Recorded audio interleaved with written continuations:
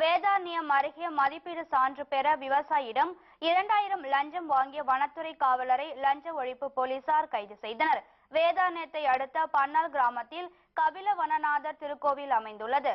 இக்கோவிலுக்கு சொந்தமான நிலத்தில் அதே பகுதியைச் சேர்ந்த ராமன் உள்ளிட்ட பலர் குத்தகை அடிப்படையில் சவுக்கு சாகுபடி செய்துள்ளனர். சாகுபடி செய்துள்ள சவுக்கை அறநிலைத்துறை மூலம் பொது ஏலத்திற்கு கொண்டு வருவதற்கு மதிப்பீடு சான்று வனத்துறையினரிடம் வாங்க வேண்டும். இந்நிலையில் சவுக்கு மதிப்பீடு சான்று பெற விவசாயி ராமன் கோடியக்கரை வனத்துறை காவலர் வேதமூர்த்தியை அணுகியுள்ளார். அப்போது வன காவலர் தனக்கு 2000 ரூபாய் லஞ்சம் வழங்கினால் மட்டுமே மதிப்பீடு சான்று வழங்க முடியும் என்று கூறியதால் அதிர்ச்சி அடைந்த ராமன் லஞ்ச ஒழிப்பு போலீசாரிடம் புகார் தெரிவித்துள்ளார். ராமன் என்பவர் மதிப்பீட்டு சான்று வழங்குவதற்காக அலுவலகத்தில் பணிபுரியும் வேதமூர்த்தி என்பவர் ரூபாய் 2000 லஞ்சம் கேட்டதாக நாகப்பட்டினம் மாவட்டம் லஞ்ச ஒழிப்புத்துறை அலுவலகத்தில் புகார் கொடுத்தார். அந்த புகாரின் அடிப்படையில் அவர் லஞ்ச பணத்தை வாங்கும்போது லஞ்ச ஒழிப்புத்துறை அலுவலகத்தில் இருந்த நாங்கள் மறைந்திருந்து அவரை கையும் களவுமாக பிடித்தோம். திட்டமிட்டபடி ரசாயனம் தடவிய ரூபாய் நோட்டுகளை வேதமூர்த்தியிடம் ராமன் அளித்த போது அங்கு மறைந்திருந்த லஞ்ச ஒழிப்பு துறையினர் வேதமூர்த்தியை கையும் களவுமாக பிடித்து கைது செய்தனர்.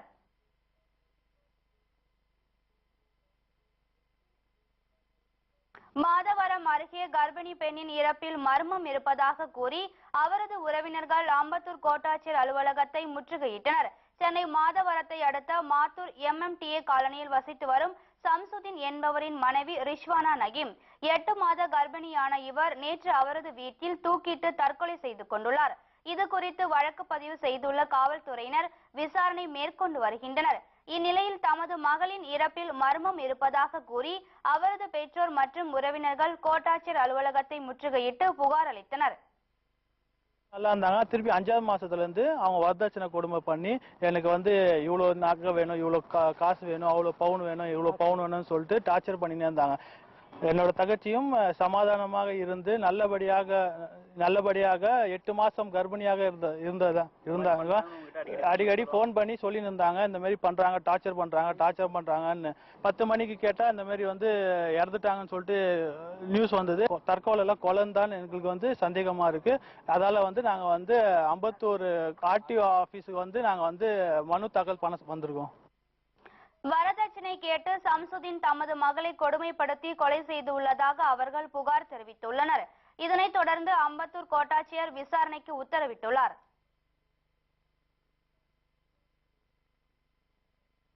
உச்சநீதிமன்ற உத்தரவு காரணமாக ஒத்திவைக்கப்பட்ட பொறியியல் படிப்புகளுக்கான பொது கலந்தாய்வு வரும் 7ஆம் தேதி மீண்டும் தொடங்குகிறது.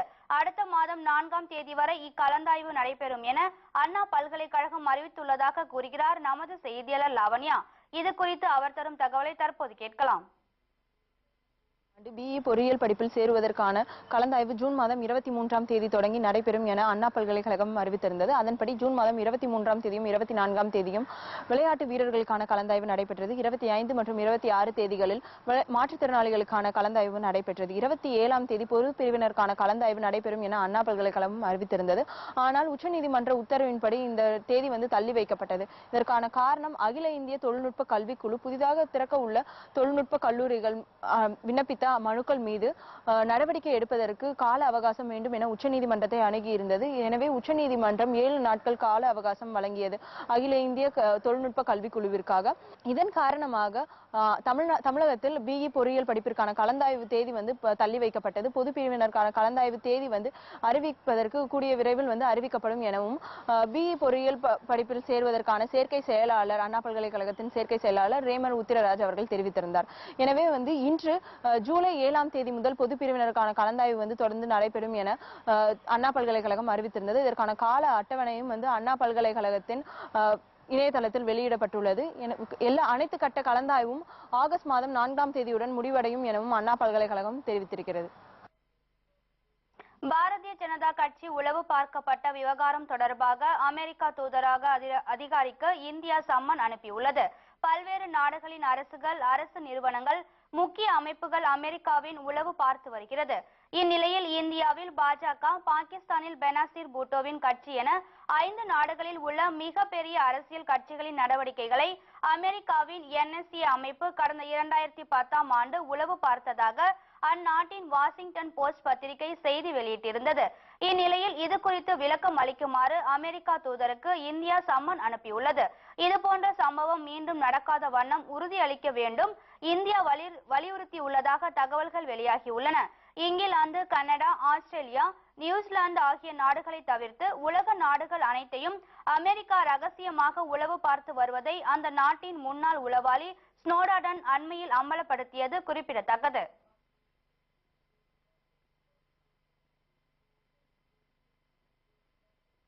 வெங்காய விலையை கட்டுப்படுத்த குறைந்தபட்ச ஏற்றுமதி விலையை 30,000 ரூபாயாக மத்திய அரசு உயர்த்தியுள்ளது. வெங்காய விலையை கட்டுப்படுத்துவது குறித்து பிரதமர் நரேந்திர மோடி உணவுத்துறை அமைச்சர் மற்றும் அதிகாரிகளுடன் இன்று ஆலோசனை மேற்கொண்டார். கூட்டத்தில் வெளிநாடுகளுக்கு ஏற்றுமதி செய்யப்படும் வெங்காயத்தின் குறைந்தபட்ச விலையை உயர்த்த முடிவு செய்யப்பட்டது. இந்நிலையில் $300 இருந்த வெங்காய ஏற்றுமதிக்கான விலையை $500 மத்திய அரசு உயர்த்தியுள்ளது. இதன் மூலம் குறைந்தபட்ச ஏற்றுமதி விலை ரூபாய் 30,000 உயர்த்தப்பட்டுள்ளது. இந்த நடவடிக்கையின் மூலம் வெங்காயத்தின் விலை குறையக்கூடும் என எதிர்பார்க்கப்படுகிறது. இதனிடையே அத்தியாவசிய உணவுப் பொருட்களை பதுக்கினால் கடும் நடவடிக்கை எடுக்கப்படும் என வியாபாரிகளுக்கு மத்திய உணவு மற்றும் நுகர்வோர் துறை அமைச்சர் ராம்விலாஸ் பாஸ்வான் எச்சரிக்கை விடுத்துள்ளது குறிப்பிடத்தக்கது. இலங்கை சிறையிலிருந்து விடுவிக்கப்பட்ட புதுக்கோட்டை மாவட்ட மீனவர்கள் 11 பேர் நேற்று தாயகம் திரும்பினர். கடந்த 23ஆம் தேதி கடலுக்கு மீன்பிடிக்க சென்று புதுக்கோட்டை மாவட்டம் ஜெகதாப்பட்டினம் மற்றும் கோட்டைப்பட்டினம் மீனவர்கள் 11 பேரை இலங்கை கடற்படையினர் சுற்றி வளைத்து கைது செய்தனர். அத்துடன் 3 விசை படகுகளையும் அவர்கள் சிறைப்பிடித்து சென்றனர். பின்னர் கைது செய்யப்பட்ட மீனவர்கள் ஊர்காவல் நீதிமன்றத்தில் ஆஜர்படுத்தப்பட்டு சிறையில் அடைக்கப்பட்டனர். இதையடுத்து மத்திய அரசு எடுத்த நடவடிக்கை காரணமாக கடந்த 29ஆம் தேதி மீனவர்கள் அனைவரும் விடுதலை செய்யப்பட்டு நேற்று இந்திய கடலோர காவல் படையினரிடம் ஒப்படைக்கப்பட்டனர். பின்னர் மீனவர்கள் காரைக்கால் துறைமுகத்திற்கு அழைத்து வரப்பட்டு அங்கிருந்து படகு மூலம் நாகை துறைமுகத்திற்கு வந்தனர். அப்போது செய்தியாளர்களிடம் பேசிய மீனவர்கள் இலங்கை கடற்படையினர் தங்களை அடித்து துன்புறுத்தியதாக வேதனை தெரிவித்தனர். ஆப்படி போட்டு எங்களை அதோட விரட்டி பிடிச்சி அதோட அடிச்சு ஆளுக்களை அதோட இழுத்துட்டு போய் கட்டிட்டான். அதனால நாங்கள் எங்கிட்டும் போக முடியல. என்ன செய்யறது? நாங்கள் தொழிலாளிய மீனவர் தொழிலாளி என்ன செய்யறது? எங்கிட்டு போய் கிழக்கு சாவுறது? நீங்கள் தான் அரசாங்கம் தான் எங்களுக்கு சொல்லிக் கொடுக்கணும். எதாக இருந்தாலும் நாங்கள் மீனவர்கள் அவ்வளோ போட்டையும் உடச்சி விட்டோம் சைடில். நாங்கள் எங்கிட்டு போய் ஆட்டை போய் நாங்கள் கை கட்டிட்டு நிற்கிறது, கையை வச்சு சாப்பிட்றது? போட்டையும் திருப்பி தரணும். எங்களுக்கு 1 மாதத்துக்குள்ள போட்டு எப்படி எங்களுக்கு தேவை. இலங்கை அரசிடம் இருந்து படகுகளை மீட்க மத்திய மாநில அரசுகள் நடவடிக்கை எடுக்க வேண்டும் என்று மீனவர்கள் கோரிக்கை விடுத்துள்ளனர்.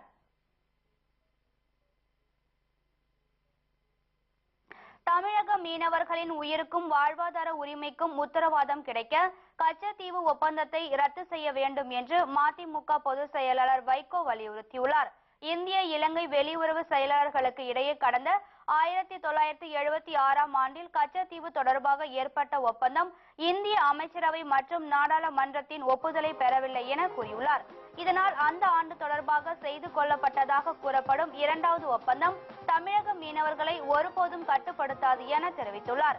2 நாடுகளுக்கும் இடையே உடன்பாடு ஏற்பட்ட காலத்தில் உள்ள நிலைமை பின்னர் மாறுமானால் செய்து கொண்ட உடன்பாட்டையும் ரத்து செய்யலாம் என்று பன்னாட்டு சட்ட விதிகள் கூறுவதாக குறிப்பிட்டுள்ள அவர் தமிழக மீனவர்களின் உயிருக்கும் வாழ்வாதார உரிமைக்கும் உத்தரவாதம் கிடைப்பதற்கு கச்சத்தீவு ஒப்பந்தத்தை ரத்து செய்து அதனை மீட்க வேண்டும் என வலியுறுத்தியுள்ளார்.